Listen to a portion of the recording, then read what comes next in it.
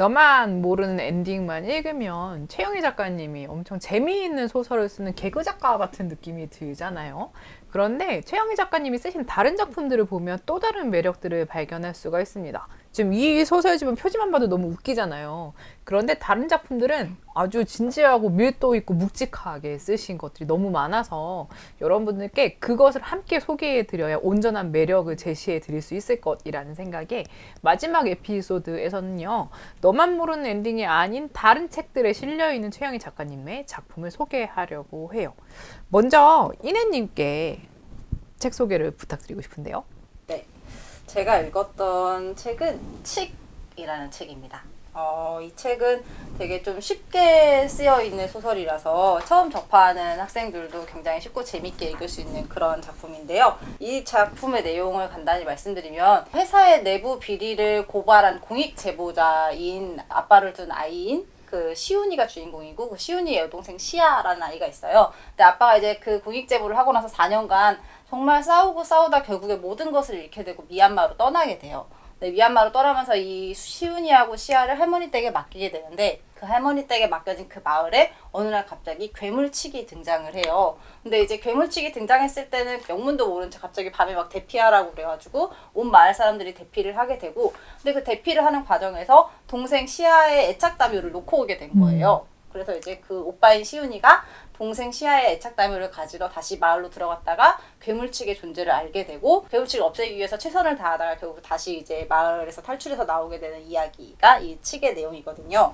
근데 저는 이 책을 읽으면서 되게 자꾸 고3 학생들이 떠오르는 거예요. 정말 가장 큰 실패와 성공을 경험한다고 아이들이 이야기하는 시기가 사실 고3이잖아요. 그래서 되게 많은 좌절하는 모습을 보게 되기도 하고 안타까움을 같이 경험하게 되기도 하고 하는데, 그 아이들이 왜 그 시기에 그렇게 자꾸 성공과 실패라는 말을 떠올리게 될까를 생각해 봤더니, 우리 사회에서 그 대입과 취업이라는 게 마치 성공했냐 못했냐로만 판가름되는, 그것을 뽑았냐 못 뽑았냐로만 판가름되는 어떤 괴물칙처럼 자리하고 있어서 그런 것이 아닌가라는 생각이 들더라고요. 그래서 이 책에서도 사실 처음에 시훈이도 공익제보자였던 자기 아빠가 되게 실패한 패배자라고 생각을 했어요. 그러니까 4년간 싸우다 결국 모든 걸 잃지 않았냐. 그래서 정말 패배자다 아빠는, 이렇게 생각을 했었는데, 이 괴물칙과 싸우는 과정에서 아빠가 패배한 것이 아니라 싸우다 지쳐서 그만두게 된 것이지, 그게 실패하거나 패배한 것이 아니다라는 걸 깨닫게 돼요. 그래서 세상에는 성공한 사람과 실패한 사람만 존재하는 줄 알았는데, 싸우다 끝까지 할 수 있는 데까지 노력해봤던 그런 사람들도 존재한다라는 것을 그 과정을 통해서 알게 되거든요. 이 시윤이가 그걸 깨달아가는 과정도 그렇고, 또 이 재난의 원인이 결국 그 칡의 뿌리거든요. 그 칡의 뿌리를 이제 뽑아서 다 태워야 되는데, 그 칡의 뿌리가 원인이라는 걸 알면서도 이 작품에 나오는 군인들 은 그걸 알면서도 그걸 캐낼 생각이 없어요. 그러면서 오히려 시훈이에게 너 혼자 살아남을 수 있는 방법을 알려줄 테니까 혼자 빠져나오라고 제안을 하거든요.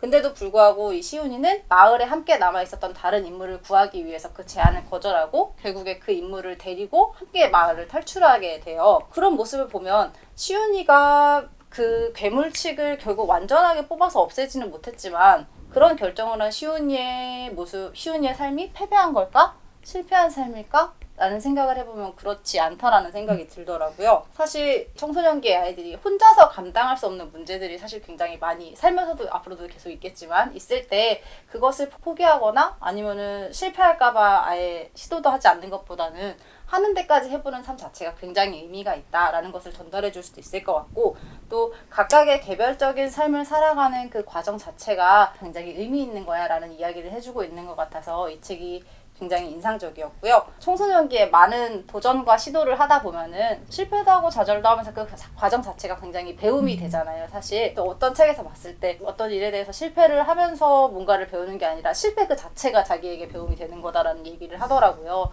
그래서 그 청소년들이 그런 과정에 대해서 굉장히 스스로에게 자책하거나 그러지 않도록 청소년들이 앞으로 성장할 때 굉장히 필요한 의미를 잘 담고 있는 것 같아서 이 책을 꼭 같이 읽어보고 싶었습니다. 너무 멋지고 좋은데요? 재훈님은 어떤 멋진 작품을 가지고 오셨나요? 저는요, 제가 읽은 작품은 표지도 굉장히 산뜻하죠. 그래서 모로의 내일이라는 작품인데요. 이 책은 사계절 20주년 기념 앤솔로지에 실려있는 작가님의 작품이에요. 근데 이 책에 실려있는 작가의 말을 읽으면 독자님들께서 어떤 의도로 이 책을 지으셨는지 좀 쉽게 와닿으실 것 같아서 먼저 작가님의 이야기를 좀 들려드리도록 하겠습니다. 그래서 이 모로의 내일에 적혀있는 작가님의 이야기는요. 어릴 적 나만 보면 혀를 차는 사람이 있었다. 나는 멀쩡히 자전거를 타고 가다가도 그 사람만 보면 페달을 놓치기 일쑤였다. 못마땅한 눈길이 뿜어내는 강한 에너지에 순간적으로 휘청한 것이었다. 하지만 이내 중심을 되잡고 자전거를 쌩쌩 몰아갔다. 언제나 뒤에 남겨지는 건 그 사람이었으며 내 앞에는 비난의 파장을 뚫을 수 있는 숱한 내일들이 있었다 라는 작가님의 이야기예요. 그래서 말씀만 들어도 무슨 내용인지 좀 감이 오시죠. 그래서 이 책에는 그 아이들의 발목을 붙잡는 그 어른들의 말에 대한 이야기를 작가님께서 굉장히 예민한 시선으로 바라보고 있는 이야기고요. 그래서 제가 두 분께 여쭤보고 싶은 이야기가 있는데, 여기서 보면 뭐로 가도 서울만 가면 된다라든지 뭐 스승의 그림자도 밟지 마라 막 이런, 저희가 그 어렸을 때 숱하게 들어왔던 이야기들이 좀 있었는데, 이런 이야기들이 어렸을 때는 귀에 딱지처럼 맞는 것 같아서 듣기 싫잖아요. 그래서 두 분은 어렸을 때 그 어른들께 들었던 말 중에 어떤 말이 좀 듣기 싫었는지 좀 궁금합니다. 영희님은 어떤 말이 듣기 싫으셨을까요? 저는 딱 이렇게 어른들이로 규정하기 좀 애매한데요. 제가 청소년기에 되게 살이 쪘었거든요. 그 제가 한 고3 때 체중이 90kg 나왔는데요. 진짜인가요? 진짜. 그 학교 안에서 이후로 믿을 수 없는 두 번째 이야기. 혹시 그때 호박고구마를 호박고구마는 많이 섭취하셨나요? 그때 삼각김밥이 처음 한국에 도입됐었는데요. 어쨌든 그런데 그러니까 전 청소년기 내내 비만 청소년이었어요. 그런데 어른들한테 너 사람구실 할 수 있겠니라는 말을 되게 많이 들었어요. 그냥 제 몸일 뿐인데 그런 식으로 규정을 하고 사람구실 앞으로 할 수 없다라고 규정을 해버리는 게 너무 큰 폭력이잖아요. 그러니까 약간 근데 그때 그냥 마냥 내가 잘못했다고 생각했어요. 근데 사실 지금 이 영상을 보시는 분들도 되게 다양한 체형을 가지고 있는 건데 그냥 그 사람의 체형일 뿐이잖아요. 그러니까 저희가 오늘 하고 있는 주된 이야기도 그 존재 자체에 대한 존중이기도 하고요.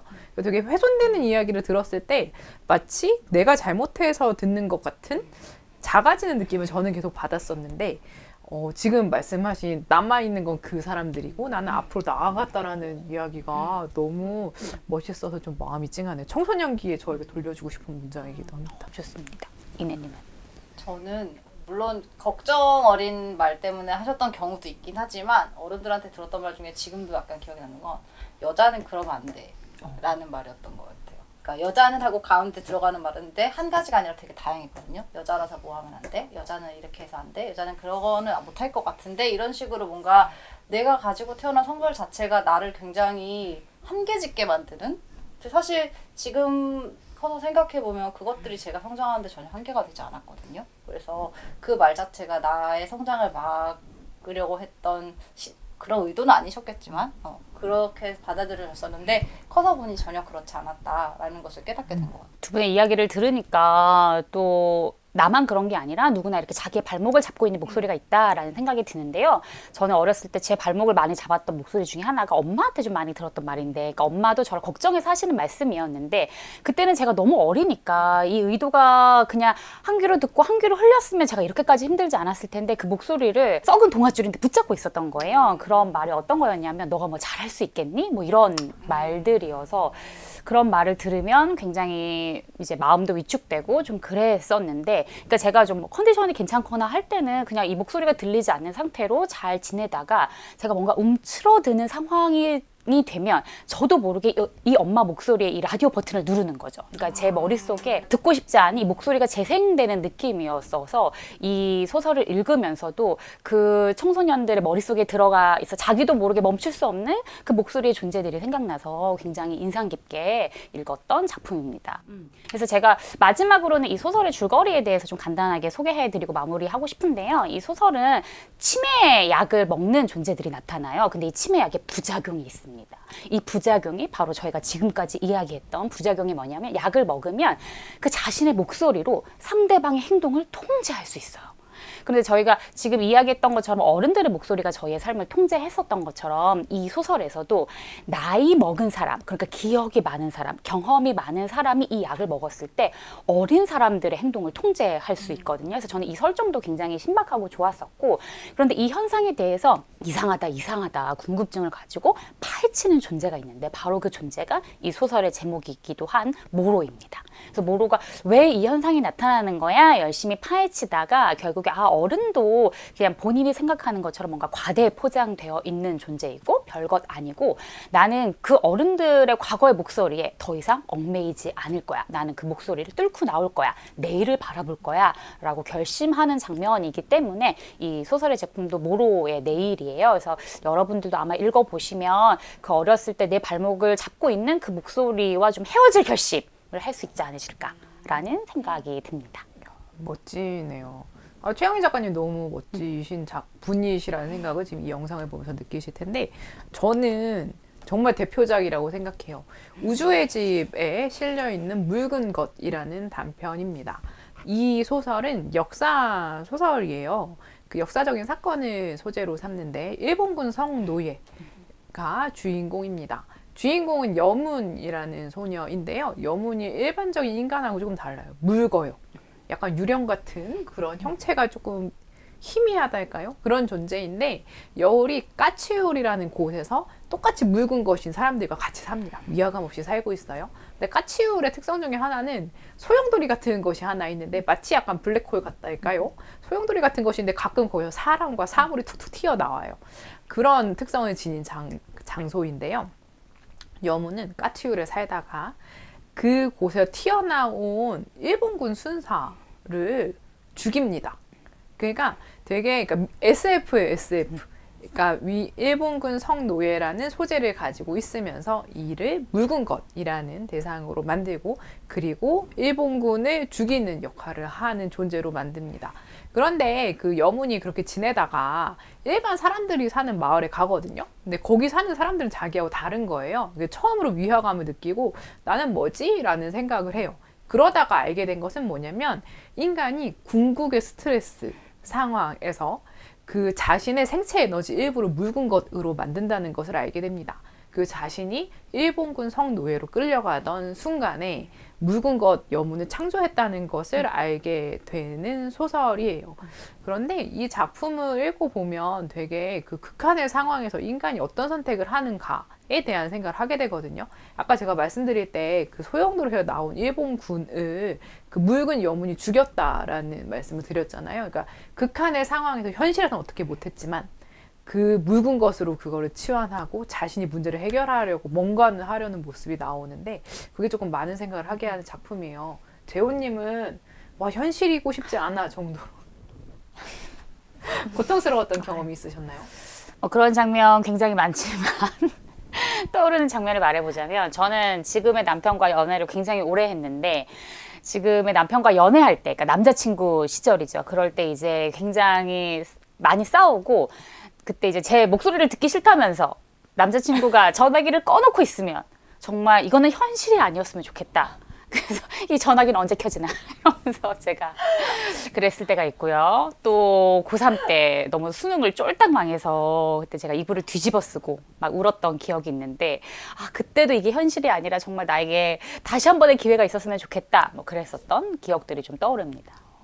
재호님이 이렇게 로맨티스였다는 사실을 제가 미처 몰랐다는 점이 사과의 포인트. 저희 이내님이 감정이입을 엄청 잘하시잖아요. 솔직히 말하면 감정이입이 잘 안 됐었어요. 그러니까 저 감정이입을 되게 많이 해서 읽으려고 노력을 하는데 이 상황이 어떤 건지도 알겠고 이 마음에 이입을 해야지라고 생각하면서 읽는데 자꾸 마음에서 그 이입되는 게 뭐가 자꾸 막아지는 거예요. 그래서 왜 자꾸 이입이 잘 안 되지? 몇 번을 읽어도 왜 이입이 잘 안 되지? 라고 생각을 했더니 이 여문이 처한 상황이 사실 상상하기조차 싫은 현실이잖아요. 그러니까 제 마음이 거기에 들어가면 너무 힘들 것 같으니까 이입을 자꾸 막고 있는 거예요. 그래서 이게 이 여문이 얼마나 거기서 간절하게 벗어나고 싶었고, 사실 저희가 말로 이렇게 자꾸 표현하지만 말로 저희가 다 표현할 수 없었던 현실이잖아요. 그게 얼마나 간절하고 힘들었으면 나는 감정이입조차 하기 힘든 상황인데 얼마나 간절하고 힘들었으면 자신의 정신 에너지 일부를 밖으로 빼냈을까라는 게 감히 상상되지 않는 그런 작품이었었어요. 맞습니다. 이내쌤 말씀하실 때 목소리가 좀 떨려서 저도 조금 울컥했는데요.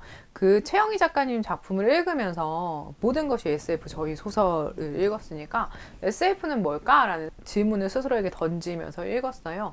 그런데 그 인간이 사는 세계가 되게 뭐랄까요? 허술하다고 할까요? 갑작스러운 사고도 너무 많이 생기고 최영희 작가님의 말씀을 직접 들을 기회가 있었는데 낙석중학교가 여기 자주 등장하거든요. 여기 나오는 중학생은 다 낙석중에 다녀요. 근데 낙석중이라고 학교 이름을 정한 이유가 인간의 삶에 낙석, 돌이 떨어지듯이 갑작스러운 사고가 너무 많이 일어나기 때문에 그런 것을 좀 나타내기 위해서 배경 이름을 낙석중으로 설정하셨다라고 하시더라고요.